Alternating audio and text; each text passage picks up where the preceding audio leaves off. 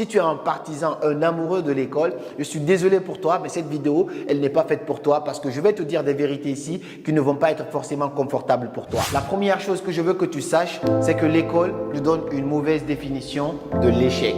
J'ai toujours pensé que échouer était une fatalité. Je regardais très mal ceux qui rataient leurs études, ceux qui redoublaient la salle, les classes, ainsi de suite, ceux qui rataient leur BEPC ou leur bac. Je voyais tout ça d'un air différent, d'un air très négatif parce que c'est ce qu'on m'avait toujours conditionné. On se bat pour avoir des notes, on étudie les cours juste pour comprendre qu'est-ce qui va venir à l'examen et au final, on essaie tout simplement d'éviter une chose, c'est l'échec. Si tu n'es pas prêt à échouer, c'est que tu n'es pas prêt à gagner. C'est ce qu'on aurait pu nous enseigner indirectement, mais l'école nous fait toujours croire, l'université nous fait toujours croire que si tu échoues, tu es nul. Il y a même des universités, quand tu échoues plus de 2 fois, tu n'es plus accepté, tu es rejeté partout. C'est vraiment dommage parce que récemment, j'ai ma petite soeur qui a échoué son BEPC. Elle pensait que sa vie allait s'écrouler. Elle était là triste. Moi, je lui avais promis des petits cadeaux. Elle était là triste pour ça. Je dis, écoute, je te ferai tes cadeaux. C'est pas parce que tu as échoué que je ne vais pas te faire des cadeaux. Là, c'est un enseignement supérieur pour toi. Tu as échoué. Peut-être que l'année prochaine, quand tu reviendras, tu seras la meilleure encore. Mais vu que le système nous a fait comprendre que c'était négatif, ses amis se moquaient d'elle. Elle avait du mal. Elle était obligée de changer d'école juste pour fuir le regard des autres. Est-ce que c'est la faute de ses amis?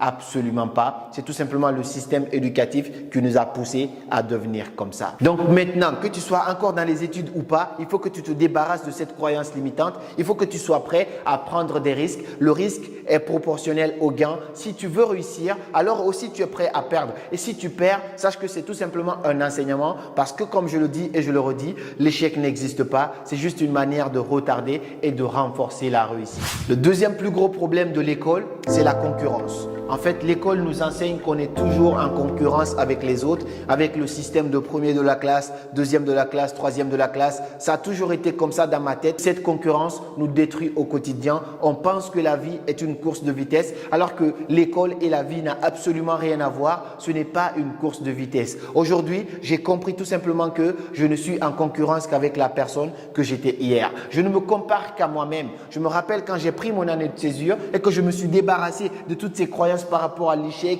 ouais, t'es pas en avance, ouais, t'es en retard, ouais, tes amis vont te laisser. J'ai moi-même pris une année de césure, c'est-à-dire j'ai pris une année de pause pour pouvoir me concentrer sur autre chose à côté. Et donc, à partir de ce moment-là, j'ai des amis qui vont dire, ouais, mais il est têtu, pourquoi il finit pas ses études? Parce qu'ils ont pris ça comme étant une course de vitesse. Je sais comment ils me regardent aujourd'hui parce qu'ils se disent, ah ouais, c'est vrai qu'il s'est fixé un objectif et il est quand même allé le chercher. Et c'est aussi différent d'avoir des bonnes notes, avoir la meilleure note ou devenir directement le meilleur diplômé pour avoir le meilleur boulot. Ma perception par rapport à cela a totalement changé et je veux que tu changes ta vision par rapport à ça. Tu n'es pas en concurrence avec tes amis. C'est l'école qui te fait croire ça. Tu es en concurrence qu'avec toi-même. La personne que tu étais hier doit se regarder et se dire, ah ouais, il m'a dépassé aujourd'hui. C'est ça le plus important.